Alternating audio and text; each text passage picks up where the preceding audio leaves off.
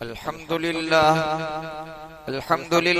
वहदहु वस्सलातु वस्सलामु अला मन ला नबिय्य बअदा अम्मा बअदु फ़अऊज़ु बिल्लाहि मिनश शैतानिर रजीम बिस्मिल्लाहिर रहमानिर रहीम या अय्युहल्लज़ीना आमनुत्तक़ुल्लाहा व कूनू मअस सादिक़ीन वअन अनस रज़ियल्लाहु तआला अन्हु अन्न अराबिय्यन क़ाल लिरसूलिल्लाहि सल्लल्लाहु अलैहि वसल्लम मतस्साअ क़ाल रसूलुल्लाहि सल्लल्लाहु अलैहि वसल्लम मा अदद्त लहा क़ाल हुब्बुल्लाहि व रसूलिहि क़ाल रसूलुल्लाहि सल्लल्लाहु अलैहि वसल्लम अन्त मअ मन अहबब्त व फ़ी रिवायतिन मा अदद्तु लहा मिन कसीरि सौमिन वला सलातिन वला सदक़तिन लाकिन्ननी उहिब्बुल्लाह व रसूलहु औ कमा क़ाल रसूलुल्लाहि सल्लल्लाहु अलैहि वसल्लम। दुरूद शरीफ पढ़ लो। या रब्बि सल्ली व सल्लिम दाइमन अबदा अला हबीबिका खैरिल खल्क़ि कुल्लिहिम। काबिल एहतराम हजरात, सामीन किराम, बुजुर्गों, अजीजों, दीनी भाइयों, पिछली चंद मजालिस में हमारा उन्वान ये चल रहा था, फिर दरमियान में हमारे दो तीन साथियों ने कुछ बातें नबी करीम सल्लल्लाहु अलैहि वसल्लम की आपकी खिदमत में अर्ज की थी। हमारा उन्वान था सोहबत सालिहीन की अहमियत, यानी अल्लाह वालों के पास आना जाना, उठना बैठना, उनकी सोहबत में पहुंचना, उनसे फायदा उठाना, इसकी अहमियत क्या है, ये उन्वान चल रहा था। हम और आप जानते हैं कि इस वक्त हमारे समाज में, हमारे मुआशरे में जो बिगाड़ आ रहा है उसकी बहुत सारे असबाब हैं, रीजन हैं। उनमें से एक ये है कि हमारी नशीस तो बर्खास्त, उठना बैठना, हमारी सोहबतें बदल गई। नेक लोगों के पास बैठने से उसकी नेकी के असरात आते हैं, इसी तरह बुरे लोगों के पास बैठने से उसकी बुराई के असरात भी इंसान जज्ब करता है, उसकी जिंदगी में आते हैं। सोहबत सालिहीन की अहमियत किस कदर अहादीस में बयान फरमाई है और उसका फायदा क्या है, ये मैंने जो रिवायत पढ़ी है, उस रिवायत के रावी सैयदना अनस रज़ियल्लाहु ताला अन्हु है। वो फरमाते हैं, ये सही बुखारी में रिवायत है, सही मुस्लिम में भी है, मुत्तफक अलैहि रिवायत है। फरमाते हैं कि देहात से एक आदमी नबी करीम सल्लल्लाहु अलैहि वसल्लम की खिदमत में आकर के सवाल करने लगा, दरियाफ्त किया, मतस्सा, ये अल्लाह के नबी कयामत कब आएंगे? अल्लाह के हबीब सल्लल्लाहु अलैहि वसल्लम ने इरशाद फरमाया, मा अदद्त लहा। तो कयामत के बारे में सवाल करता है, लेकिन तूने उसकी तैयारी क्या कर रखी है? बहुत बड़ी बात है। मा अदद्त लहा, तो एक रिवायत के अल्फाज ये हैं कि उसने कहा कि मैं अल्लाह और उसके रसूल से मोहब्बत करता हूं और मेरी कोई तैयारी, उहिब्बुल्लाह व रसूलहु, ये फरमाया कि मैं अल्लाह और उसके रसूल से मोहब्बत करता हूं। उसके जवाब में नबी करीम सल्लल्लाहु अलैहि वसल्लम ने इरशाद फरमाया, मन अहब्बा, तू जिससे मोहब्बत करता है उसके साथ रहेगा। अंत मन अहब्बत, तू जिससे मोहब्बत करता है उसके साथ रहेगा। एक रिवायत के अल्फाज है। दूसरी रिवायत में आपने फरमाया, उसने जवाब में फरमाया, मा अदद्तु लहा कि मैंने कोई लंबी तैयारी नहीं की है, न मेरे पास ज्यादा नमाजें हैं, न ज्यादा रोजे हैं, न ज्यादा सदकात और खैरात है, मेरे पास ज्यादा ये कुछ नहीं है। हाँ अलबत्ता वलाकिन्नी, लेकिन मैं अल्लाह और उसके रसूल से मोहब्बत करता हूँ। अल्लाह के नबी सल्लल्लाहु अलैहि वसल्लम ने इरशाद फरमाया कि तू अल्लाह रसूल से मोहब्बत करता है, उसके साथ रहेगा। पता ये चला जो जिससे मोहब्बत करेगा अल्लाह कयामत के दिन उसको उसके साथ कर देगा। इससे ये लाजिम नहीं आता है कि नबी अगर जन्नत में जिस दर्जे पर हो उम्मती भी उसी दर्जे पर हो, ये जरूरी नहीं है। हाँ अलबत्ता जन्नत में रहेंगे। देखो जन्नत के अंदर अलग अलग दर्जे हैं, फर्क के मरातिब के एतबार से कोई आला दर्जे में, कोई औसत में, कोई असफल में। दर्जों का फर्क जरूर होगा लेकिन जन्नत में रहेगा। हजरत मौलाना कमरुज़्ज़मान साहब दामत बरकातुहुल आलिया ने मैयत के बाब में फरमाया कि जो जिससे मोहब्बत करेगा उसके साथ होगा। तो साथ होने से मतलब क्या है, उसको मिसाल से समझाया। मिसाल से यूं समझाया कि कोई आदमी बंबई के अंदर घूमने फिरने जाता है तो अल्लाह ने बहुत उसको माल दिया हो तो वो ताज होटल में ठहरता है, ठीक है। जब वो वापस आता है कोई आदमी पूछता है कि बम्बई गए थे होटल ताज में, तो यहाँ मैं होटल ताज में रुक कर आया था, यानी वहाँ होटल ताज में गया था। कोई आदमी कम दर्जे का होता है तो वहाँ ठहरता नहीं है, चाय नाश्ते के लिए चाय पीने चला जाता है। उससे पूछा जाए कि होटल ताज गया था, तो यहाँ मैं होटल ताज में होकर आया।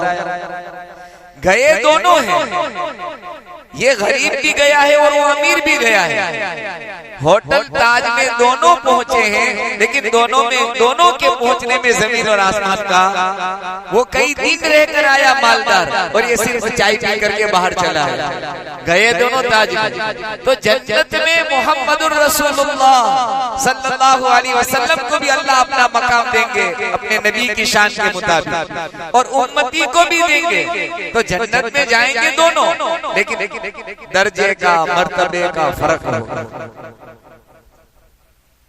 लिहाजा ये जरूरी नहीं है कि नबी जिस दर्जे में हो और उम्मती नबी से मोहब्बत करते हो और उसी दर्जे पर पहुंचे, ये जरूरी नहीं है। एक बात इमाम बुखारी रहमतुल्लाह अलैहि ने जहाँ ये हदीस अपनी सही बुखारी में जिक्र की है, वहाँ कुरान की एक आयत भी लाए हैं। ध्यान से सुनना, बाज़ मर्तबा हम खुश हो जाते हैं, अल्लाह रसूल से हम मोहब्बत करते हैं। इमाम बुखारी रहमतुल्लाह अलैहि ने एक आयत वहाँ जिक्र की है, कुल इन कुंतुम तुहिब्बूनल्लाह फत्तबिऊनी युहब्बुकुमुल्लाह। ए मेरे महबूब, जो आपके पास आकर यूं कहते हैं कि हम अल्लाह रसूल से मोहब्बत करते हैं, उनको बता दो कि वो आपकी इत्तिबा करे, आपके नक्शे कदम पर चले। मोहब्बत का दावा सिर्फ काफी नहीं है, मोहब्बत की दलील भी चाहिए। हम सबके सिर्फ मोहब्बत का क्या है, दावा है, दलील, लेकिन हमारे पास कोई दलील नहीं है। हमारा खाना पीना रहना सहना उठना बैठना है, खरीद और फरोख्त मुआशरत मामला तो कि अपनी मर्जी का है, मेरी मर्जी का मैं कर रहा हूँ और दावा मेरा ये है कि मैं मोहम्मदुर रसूलुल्लाह से मोहब्बत करता हूँ। याद रखना मेरा दावा झूठा है। झूठे दावे पर जन्नत में नबी की माइयत नहीं मिलेगी, रफाकत नहीं मिलेगी। अलबत्ता सैयदना अनस रज़ियल्लाहु ताला अन्हु फरमाते हैं कि जब ये बात सहाबा ने सुनी रज़ियल्लाहु अन्हुम अजमईन तो बहुत खुश हो गए। इसलिए खुश हो गए कि सहाबा के पास दावा भी था नबी और अल्लाह से मोहब्बत का, और उसके पास दलील भी थी, अमल भी ऐसा था। कहा कि सहाबा बहुत खुश हो गए, बहुत खुश हो गए कि कयामत के मैदान में और जन्नत में जाने के बाद मुहम्मदुर रसूलुल्लाह सल्लल्लाहु अलैहि वसल्लम का साथ मिलेगा। सहाबा अपने नबी को थोड़ी देर के लिए भी नहीं देखते थे तो बेचैन हो जाते थे। इसलिए फरमाया, बाद सहाबा कहते थे, या नबी अल्लाह, आप भी दुनिया से जाएंगे, हम भी जाएंगे, कयामत के मैदान में नफ्सा नफ्सी होगी, किसी का कौन सा दर्जा, किसी का कौन सा दर्जा, आप कहाँ मिलेंगे, आपकी मुलाकात होगी कि नहीं होगी? तो क्या जरूर होगी मुलाकात। ये मोहब्बत करने वाले। बहरहाल एक बात तो याद करनी थी कि नेक लोगों की सोहबतों से ये फायदा होता है कि दुनिया में भी अल्लाह की रहमतें जहां उन पर उतरती है, उनके साथ बैठने वालों पर अल्लाह ताला उसका नुज़ुल फरमाते हैं। और इसकी सोहबत का असर ये मिलेगा कि क़यामत के मैदान में अल्लाह नेकों के साथ हमारा शुमार और हशर फरमाएगा। दूसरी रिवायत फरमाते हैं अब्दुल्लाह इब्न मसूद रज़ी अल्लाह ताला अन्हु की रिवायत है, फरमाते हैं कि एक आदमी ने आकर नबी करीम सल्लल्लाहु अलैहि वसल्लम से सवाल किया। यह सवाल हमारे और आपके दिल में भी पैदा होता है। क्या पैदा होता है कि हम नेक लोगों के पास जाते हैं, उठते हैं, बैठते हैं, लेकिन उस जैसे तो हम बन सकते नहीं है, यानी वो अमाल तो हमारे पास है नहीं। ऐसा कभी शैतान वसवसा डालता है। एक महीने से जाता है खानकाह में, हर साल को वहाँ अल्लाह वालों की खानकाहें लगती है, महीना एहतिकाफ करता है, अल्लाह वालों के पास तेरा आना जाना है, तेरी जिंदगी तो बदली नहीं है, जैसा था वैसा के वैसे ही। तो फरमाती है कि आदमी ने आकर सवाल किया नबी करीम सल्लल्लाहु अलैहि वसल्लम से कि अल्लाह के रसूल, आप उस आदमी के बारे में क्या इरशाद फरमाते हैं जो कुछ लोगों से मोहब्बत रखता है, कुछ लोगों से मुराद नेक लोगों से मोहब्बत रखता है, लेकिन उस जैसी नेकी इनकी जिंदगी में नहीं आई, उसके बारे में आप क्या इरशाद फरमाते हैं? तो देखो अल्लाह के नबी क्या फरमाते हैं। आप सल्लल्लाहु अलैहि वसल्लम ने इरशाद फरमाया, ऐसा फरमाया कि आदमी उन्हीं के साथ रहेगा जिनसे मोहब्बत रखता है। अभी उसकी जिंदगी उस दर्जे वाली बनी नहीं है, लेकिन अल्लाह सुब्हानहू व तआला नेक लोगों की बरकत से वो अमल में आला दर्जे पर, ये अमल में असफल नीचे दर्जे पर, लेकिन नेक लोगों के साथ उठना बैठना, नशीश बर्खास्त, दुआ, आना जाना, ये जब होगा तो आका यूं फरमाते हैं कि उसके साथ अल्लाह उसको कर देगा। बताइए चला कि शैतानी वसवसे में आना नहीं चाहिए। बाज़ मर्तबा शैतान वसवसा डालता है कि भाई तू तो बहुत मस्जिद में आता है, जाता है, जमातों में भी जाता है, अभी तो ऐसा बना नहीं है, अभी तो ऐसी नेकी आई है, लिहाजा कोशिश को छोड़ना नहीं चाहिए और नेक लोगों की सोहबतें और उनसे दुआओं की दरख्वास्त करनी चाहिए। आपने एक नाम सुना होगा, ताबईन है, एक होता है सहाबी। सहाबी किसको कहते हैं? जिसने नबी करीम सल्लल्लाहु अलैहि वसल्लम की ईमान की हालत में जियारत की हो और ईमान की हालत में दुनिया से रुखसत हुए हो, उनको सहाबी कहते हैं। और सहाबी को जिसने देखा बहालत ईमान और बहालत ईमान दुनिया से वो चला गया तो उसको कहते हैं ताबई। ताबईन के अंदर सबसे ऊंचा दर्जा एक ऐसे ताबई का है जो नबी करीम सल्लल्लाहु अलैहि वसल्लम की जिंदगी में, हयात में जिंदा थे, मौजूद थे, ईमान लाए थे, लेकिन अल्लाह के नबी का दीदार नहीं कर सके थे। उनका नाम है उवैस कर्नी। क्या नाम है? क्यों दीदार नहीं कर सके? क्यों आपकी खिदमत में नहीं आ सके? तो कि माँ की खिदमत की वजह से। किसकी वजह से? आपने इजाजत भी मांगी कि अल्लाह के नबी आपके दीदार के लिए आना चाहता हूँ, लेकिन माँ की खिदमत करने वाला कोई नहीं है, कैसे छोड़कर मैं आ जाऊं? आपने फरमाया नहीं, उवैस अपनी जगह यमन में रहते थे। कहाँ रहते थे? यमन। और मदीना मुनव्वरा आना चाहते थे। अल्लाह के नबी ने फरमाया उवैस माँ की खिदमत करता है। माँ की खिदमत की वजह से मकाम सहाबियत नहीं मिला, लेकिन दर्जा कितना ऊंचा मिला। मेरे हबीब ने फरमाया खैरुत ताबईन, तमाम ताबईन में सबसे बेहतर ताबई अगर कोई है तो उवैस कर्नी। इतना ही नहीं, आपने आगे इरशाद फरमाया, सैयदना उमर इब्न खत्ताब रज़ी अल्लाह तआला अन्हु से फरमाया, ए उमर अगर अल्लाह तेरी जिंदगी में बरकत दे तो यमन से कुछ लोग आएंगे, उसके अंदर उवैस बिन आमिर नाम का एक आदमी होगा, उसके कबीले का नाम मुराद होगा और उस कबीले की एक ब्रांच और शाख होगी, उसका नाम कर्न होगा। और जब वो मदीने में आए तो इनका हाल पूछ लेना। उसके जिस्म पर सफेद बरस के दाग थे, उसने अल्लाह से दुआ की थी, तो सारे जिस्म के सफेद दाग अल्लाह ने खत्म कर दिए हैं। सिर्फ एक दिरहम सिक्के के बकदर उसके जिस्म पर एक सफेद दाग बाकी है। माँ की खिदमत की वजह से वो आ नहीं सके हैं। उमर, अगर वो मदीने आए और तेरी मुलाकात हो तो उससे अपनी मगफिरत की दुआ करो। अल्लाह के नबी सल्लल्लाहु अलैहि वसल्लम हजरत उमर से फरमा रहे हैं कि उमर अपनी मगफिरत की इसलिए कि अल्लाह ने उसको इतना ऊंचा दर्जा दिया है उवैस करनी को कि अल्लाह की कसम खाकर जब वो कोई बात कर लेते हैं अल्लाह उसकी कसम को पूरा करता है। चुनांचे सीरत की किताबों में लिखा है कि हजरत उमर रज़ी अल्लाह ताला अन्हु के दौरे खिलाफत में अमारत में जब आप खलीफा थे तो यमन से कुमक एक छोटी सी जमात, उस जमाने के अंदर इस्लाम को फतह दिलवाने के लिए, मुल्क फतह करने के लिए छोटी छोटी मुजाहिदीन की जमातें अलग अलग मोर्चे पर काम करती थी। तो लोग अलग अलग मुल्कों से मुसलमान की छोटी छोटी जमातें आकर अमीरुल मोमिनीन के पास कहती है कि हमें किसी जगह आप काम के लिए भेज दो, मदद के लिए भेज दो। तो एक छोटी सी जमात यमन से आई, उनसे पूछा आपने उवैस बिन आमिर कोई है? तो कि हाँ, तो कि उवैस बिन आमिर है। इनसे पूछा आपका कबीला मुराद, सारी वो बातें जो नबी करीम सल्लल्लाहु अलैहि वसल्लम ने निशानी और अलामतें बताई थी इनसे पूछी। पूछने के बाद क्या फरमाया, ए उवैस, अल्लाह के नबी ने मुझे हुक्म दिया था कि उवैस आए तो उनसे अपनी मग़फ़िरत की दुआ करो। कहा अमीरुल मोमिनीन आपका मकाम इतना ऊंचा, आप तो अशराए मुबश्शरा में से हैं, अल्लाह के नबी ने आपको अल्लाह से मांगा है, ये मनाक़िब है, ये फ़ज़ाइल है। नहीं नहीं, मेरे हबीब ने कहा है तुझे दुआ करनी है। तो कहा ये मुझे छोड़ेंगे नहीं। हजरत उमर रज़ी अल्लाह ताला अन्हु ने उनसे मग़फ़िरत की दुआ करवाई। हजरत उमर ने आमीन कही। खैर चंद दिन मदीने रहने के बाद फिर पूछा कि उवैस अब कहाँ का इरादा है तेरा? कहा मुझे कूफा जाना है।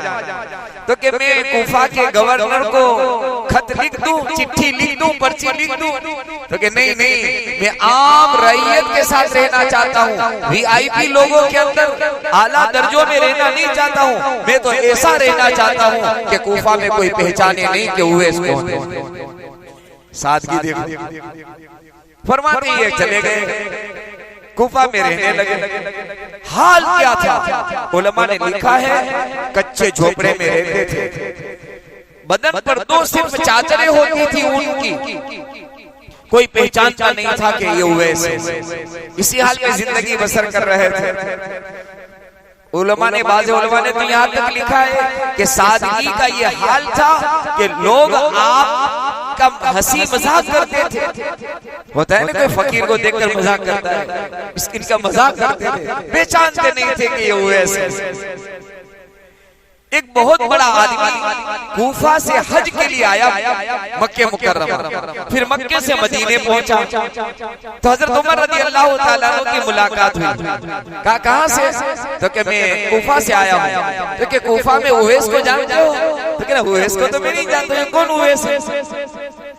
तो कि वो आप उवैस को नहीं जानते? तो कि नहीं नहीं, तो कि ये उवैस है, सारी निशानी बताई। तो कहा एक ऐसा आदमी जरूर रहता है लेकिन किसी को पता नहीं कि वो कौन है। ये वापस गए हज करके, जल्दी से जाकर हजरत उवैस करनी रहमतुल्लाह अलैहि से सलाम मुसाफा करके कहा कि उवैस मेरे लिए दुआ करो। उस कूफा के आदमी ने कहा तो कि तुम तो हज की सआदत से बहरावर होकर आए हो, इतनी बड़ी इबादत अल्लाह ने आपसे करवाई है। और हाजी के बारे में नबी करीम सल्लल्लाहु अलैहि वसल्लम ने फरमाया, हाजी अपने लिए मग़फ़िरत की दुआ करता है, अल्लाह उसकी भी मग़फ़िरत फरमाते हैं, और जिसकी मग़फ़िरत की दुआ हाजी करे अल्लाह उसकी भी मग़फ़िरत कर देते हैं। तुम तो हज बैतुल्लाह से आए हो, तुम मेरे लिए दुआ करो। उसने कहा नहीं नहीं उवैस, दुआ तो आपको ही करनी है और मेरी मग़फ़िरत भी करनी है। जिद करने लगे तो उवैस करनी रहमतुल्लाह अलैहि ने फरमाया, क्या मदीने में उमर से मुलाकात हुई थी? क्या फरमाया? मदीने में उमर से मुलाकात हुई थी? तो क्या हाँ हाँ हजरत उमर बिन खत्ताब, तो कि ये काम उमर का ही हो सकता है, अब तो मुझे दुआ करानी ही पड़ेगी। बहरहाल उलमा ने इस पर दो चार बातें लिखी है। पहली बात तो ये लिखी है, अपने जमाने का बड़े से बड़ा अल्लामा हो, बड़े से बड़ा मुत्तकी और परहेजगार हो, उसको चाहिए कि छोटे किसी नेक आदमी से दुआ की दरख्वास्त कराए। अल्लाह के यहाँ किसका क्या दर्जा है किसी को पता नहीं, कौन आला दर्जे पर, कौन असफल दर्जे पर, अल्लाह को पता है। एक बात, इसीलिए अल्लाह के नबी मोहम्मद रसूलुल्लाह सल्लल्लाहु अलैहि वसल्लम एक मर्तबा हजरत उमर उम्रे के लिए गए, तो दुआ के लिए आए कि अल्लाह के नबी मैं उम्रे के लिए जा रहा हूँ। तो अल्लाह के नबी ने उमर से फरमाया, उमर उम्रे के लिए जा रहा है, मेरे लिए दुआ कर। नबी सहाबी से दुआ की दरख्वास्त करवाते। एक बात तो ये। दूसरी बात उलमा ने लिखी है, अगर आपके इल्म में कोई नेक आदमी हो और वो अपना हाल छुपाता हो, होते हैं बहुत सारे नेक कि जो अपना हाल छुपाते हैं, अपनी तहज्जुद, अपनी इशराक, अपनी चाश, अपनी अव्वाबीन, अपनी नेकियां, अपना सदका, अपना खैरात छुपा कर करते हैं, नेक होते हैं लेकिन अपना हाल छुपाते हैं, शोहरत नहीं चाहते, दिखलावा नहीं चाहते। उलमा ने लिखा है, अगर ऐसे किसी आदमी के बारे में इल्म हो जावे तो आदमी को मुत्तले करना चाहिए कि फला आदमी बड़ा नेक है, उसके पास आना जाना, दुआ की दरख्वास्त करना। ये हदीस से साबित है। और ये अल्लाह वालों के हालात में भी लिखा है। कुतुबुद्दीन बख्तियार काकी रहमतुल्लाह अलैह का जब इंतकाल हुआ तो आपने क्या वसीयत फरमाई थी, मेरे जनाजे की नमाज वो आदमी पढ़ाएगा जिसकी जिंदगी में दो अमल हो, एक तो पूरी जिंदगी किसी नामहरम को कभी देखा न हो, दूसरा असर से पहले की 4 सुन्नतें गैर मुअक्कदा उसकी कभी न छूटी हो, मेरे जनाजे की नमाज वो पढ़ाए। जब जनाजा लाया गया, जनाजा रखा और ऐलान हुआ कि आपकी वसीयत है कि जनाजे की नमाज वही पढ़ाएंगे जिसमें 2 खूबियां हो, 2 अमल हो। सन्नाटा छा गया। कहा ये तो कौन होगा ऐसा मुत्तकी जिसने कभी जिंदगी में नामहरम को न देखा हो और असर से पहले की सुन्नत कभी न छूटी हो। सुन्नत कोई आगे बढ़ने को तैयार नहीं। किताबों में लिखा है, एक रुमाल डाले हुए, चेहरा छुपाए हुए, रोते हुए एक आदमी आगे बढ़ते हैं और जनाजे के पास आकर कहते हैं कुतुबुद्दीन बख्तियार काकी से कह रहे, आपने तो जिंदगी के अंदर जो राज था तो राज था, आप दुनिया से गए हैं, मेरे राज को आप खोल कर चले गए। कौन थे? अपने जमाने के बादशाह वक्त सुल्तान शमसुद्दीन अल्तमश रहमतुल्लाह अलैह, बादशाह है, जमाने का बादशाह है, असर की सुन्नत उनकी नहीं छूटी है और कभी नामहरम को उसने देखा नहीं। शमसुद्दीन अल्तमश रहमतुल्लाह अलैह ने कहा कुतुबुद्दीन बख्तियार काकी से कि आप गए दुनिया से तो चले गए लेकिन मेरे राज को खोल दिया। तो पता ये चला कि अगर कोई नेक आदमी है तो उसकी नेकी का दूसरों को बताना चाहिए ताकि उससे फायदा उठाए। हम क्या कहते हैं, नहीं हो छुपाओ, उसको छुपाना नहीं चाहिए। अल्लाह के नबी सल्लल्लाहु अलैहि वसल्लम ने हजरत उवैस के बारे में उमर को कहा, उवैस इतने बड़े दर्जे का मुत्तकी परहेजगार अल्लाह का वली ये कामिल है, उमर को उससे दुआ की दरख्वास्त करा। बहरहाल अपनी जिंदगी के उवैस क़रनी रहमतुल्लाह अलैह ने सादगी के साथ दिन काटे, बड़े मुत्तकी बड़े परहेजगार थे, बड़े मनाक़िब हैं। इंशाअल्लाह अगली मजलिस में अर्ज करूंगा। उलमा ने तो यहाँ तक लिखा है कि खलवत के अंदर रहने वाले थे लेकिन आपको अल्लाह के रास्ते में जंग का, जिहाद का बहुत जज्बा था। आज़रबाईजान का एक मारिका हुआ, बाज़ उलमा का कहना है आप उसमें शहीद हो गए। बहरहाल बहुत सादगी के साथ यानी गुमनामी के साथ बगैर शोहरत की जिंदगी गुजारी। खुलासा कलाम ये है मेरे बुजुर्गों, हम और आप भी कोशिश करें थोड़ी सी नेकी वाली जिंदगी अपनाएंगे, नेकों के साथ रहेंगे, अल्लाह की जात से उम्मीद है क़यामत के मैदान में अल्लाह मेरा और आपका नेक लोगों के साथ हशर फरमा लेगा। अल्लाह हमारे लिए नेकी वाली जिंदगी और नेक लोगों की सोहबत अल्लाह हमें नसीब फरमाए। दुरूद शरीफ पढ़ने मुख्तसर दुआ कर लेते हैं। अल्लाहुम्मा लकल हम्दु कमा यंबगी ली जलाली वजहिका व अज़ीम सुल्तानिक, अल्लाहुम्मा ला नुहसी सनाअन अलैक अंत कमा असनैत अला नफ्सिक या रब्बी सल्ली व सल्लिम दाइमन अबदन अला हबीबिका खैरिल खल्क़ि कुल्लिहिम। अल्लाह हमारे गुनाहों को माफ फरमा दे, रहम का करम का मामला फरमा ले। अल्लाह तेरे बंदे तेरे नाम पर हजारों की तादाद में जामे शहादत पी चुके, मासूम मासूम बच्चे अपने माँ बाप को खो चुके हैं, उन्हें तलाश है हमारे माँ बाप कहाँ हैं। मेरे मौला मेरे अल्लाह, ये आपके पास आए, अपनी औलाद को छोड़कर आए, इनकी औलाद की बेहतरीन कफालत फरमा लेना, बेहतरीन तरबियत फरमा लेना।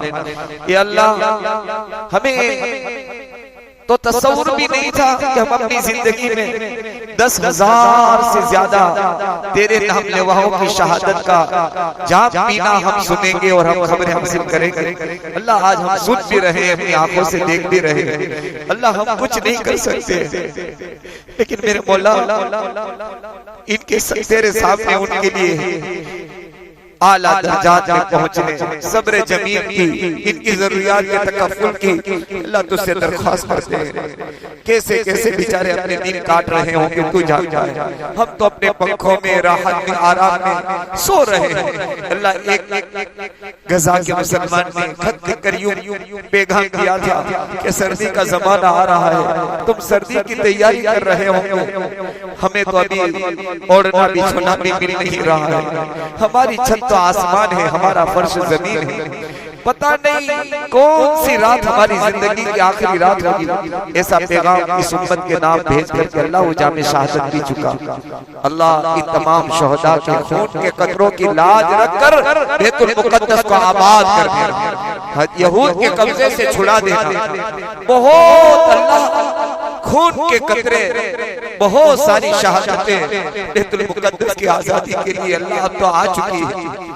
अल्लाह अब तू जितना चाहता है शायद इतना आ ही गया होगा, लेकिन इससे ज्यादा की ताकत अब इस उम्मत में नहीं है, इससे ज्यादा की ताकत इस उम्मत में नहीं है। अल्लाह इतना ही कबूल फरमा, अल्लाह इतना ही कबूल फरमा ले, अल्लाह इतना ही कबूल फरमा ले। इनकी जो जरूरतें हैं तेरे खजाने में अल्लाह कहाँ कमी है। ये अल्लाह तो बड़ी बड़ा अल्लाह खजाने का मालिक है। अल्लाह इनकी जरूरतों को अपने खजाना गैब से पूरा फरमा दे। अल्लाह आज तक की जरूरत आप ही ने पूरी की है, आइंदा आप ही पूरी करेंगे। ईमान के साथ जिंदगी और ईमान पर हमें मौत अता फरमा देना। व सल्लल्लाहु अलैहि नबील करीम बिरहमतिका या